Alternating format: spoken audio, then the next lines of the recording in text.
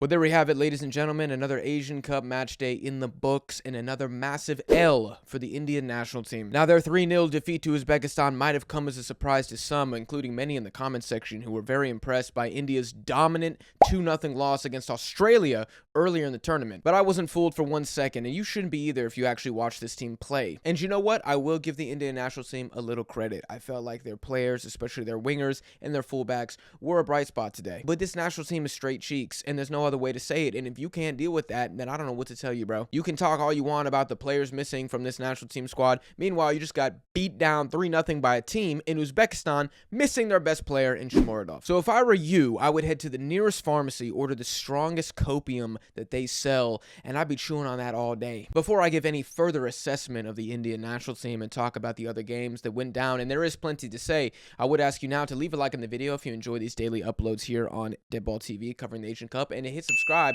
so you don't miss the live streams that we're doing for the Asian Cup this weekend. If you are wondering what the live stream schedule is, you can find that on our Twitter. The link is in the description of this video. Now back to India. Really the only thing else I want to say about this team is that they're done, and the main reason they're done is because the back line is far too weak. We saw Uzbekistan completely expose them time and time again today, and really the entire middle of the field, I'm including the midfield, and yes, Chetri, has not been effective whatsoever at this Asian Cup. I know a lot of Indian fans were looking at that Syria match and saying, easy 3 points, we got this in the bag. Well, how y'all feeling now? Let me know in the comments if India has a prayer against Syria. Me personally, I do not think that they do. I think Syria showed too much quality both against Uzbekistan and against Australia today. I think they are the favorites heading to that match. I'm not saying India couldn't get a surprise draw or score a goal or some other achievement like that. I just don't think it's going to happen. Next, we'll move on to the national team that many of you think I share ethnic ties with, and that is Uzbekistan. Now, we do need to keep in perspective this 3-0 victory happened against India, okay? But I do want to say the change in dynamism between the Syria game and the India game was night and day. And the main reason for that was Fazalev, the attacking midfielder, who was a menace against Syria when he came on as a substitute and tormented the Indian back line until he got subbed off. For me, he was hands down the man of the match for Uzbekistan. You guys let me know if you disagree, but also Masharipov had a much better game. Uranov, again, stepped it up in this match. Shukurov, probably about the same level of output, and the Amish hammer at left back. What a game. I'm talking about Shirzad Nasrilyov, for those of you who are confused. I just call him the Amish hammer because he's got a beard and kind of looks Amish. Overall, the changes that Katanec made from match 1 to match 2, I think this is really how the Uzbeks need to roll forward in the tournament, and they got the Aussies next. I think Australia has looked sound, I want to say, but very wasteful in front of net, and y'all can crucify me in the comments if you want to. The Uzbeks will be going for 3 points here, and you know what? Based on what I've seen so far, I actually think they'll get it. The Australian attack is just really lacking teeth at the moment, and if the Uzbeks can score a couple goals in that game, I do think they get the 3 points. We'll move it on to Australia next. They did beat Syria 1-0, but I think it was more of a nervous victory than any Australian fan would want. Now, before the tournament kicked off, I did have Australia as one of my favorites, and I still do, but I want to ask you, the audience, this question now. After seeing these two matches against India and Syria, has your confidence in the Socceroos waned whatsoever? If we have our rankings for favorites for the Asian Cup, have they fallen or risen or stayed the same in your personal rankings? Because I am really conflicted on this. On one hand, I'm like, dang, man, they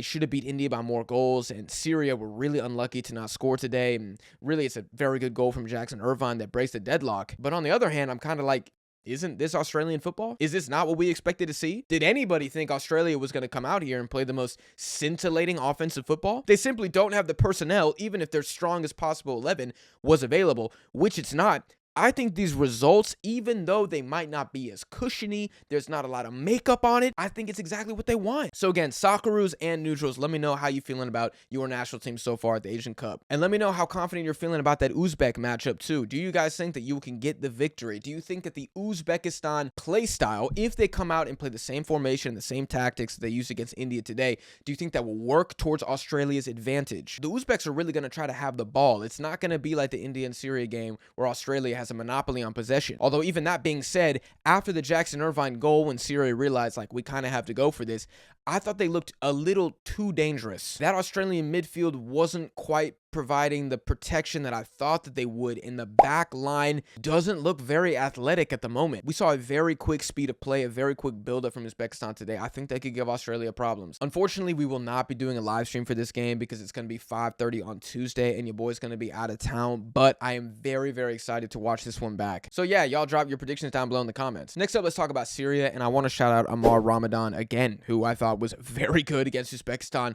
and very good against Australia today. And when you are having performances like this against the two objectively strongest teams in the group, I don't think you can call that a fluke. I think Al Aswad had a decent game. I think Sabag had a decent game as well against Australia. But the one thing that Syria still don't have is a goal. Fortunately for Syria, their last game is against India, and we don't need to talk about them any more than I already did at the beginning of this video. The Syrians have to be looking at this game and have to think we need to get on the scoreboard. I think the Syrian defense has looked better than the Uzbek defense, which kept a clean sheet against India, and about the same, if not also marginally better than the Australian defense. Could we be looking at a Syrian 1-0 victory? I think they would be disappointed with that scoreline. I think it would be more of like a 2-0, maybe even a 3-1, depending on how offensive India have to play, but we'll have to wait and see. Again, drop your predictions for that game in the comments. And lastly, we're going to talk about Palestine 1, UAE 1, and I'm going to talk about Palestine first. This is going to upset some people, but that's okay. I really think the Palestinian national team is in big trouble. This team lacks any lethality whatsoever. They have had too many good to great to excellent goal-scoring opportunities at this tournament, and they have failed time and time again to put it in the back of the net. You can create as many chances as you want, but if you can't score, you're not going to do anything. And in a way, they kind of remind me of Tajikistan, just with like a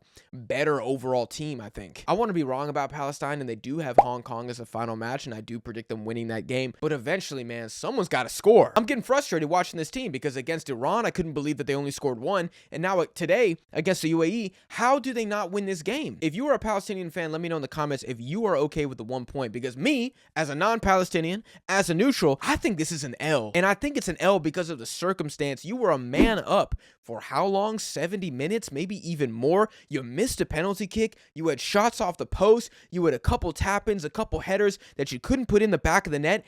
I don't think this is enough. So now you have Hong Kong in the last game, and you are the favorites, and I do think that you'll win. But Hong Kong already surprised in their first match. They could surprise again. This is a very dangerous, very slippery situation for Palestine. I think it looks very positive, right? It looks like that Hong Kong game is a dub. It looks like you're going to go through as second, possibly a third place team. But you never know. Again, you got to be expecting Hong Kong are going to come out firing in that match, thinking they can win. And they should think they can win because, again, Palestine can't score, and it's not like their back line is incredible. And for God's sake, Palestine, you didn't even score the goal in today's game. It was an own goal. One of the worst own goals I have seen at an international tournament. Golly, I'm looking at it. 24 shots for Palestine to 5 from the UAE, but only 4 shots on target. That is not good enough. I'm going to end Palestine by saying if they do make it in third place or second place and they go through to the knockouts, that is a positive, successful tournament for this national team. I guess I'm just a little frustrated because I see how they're playing and then I see the score lines and I think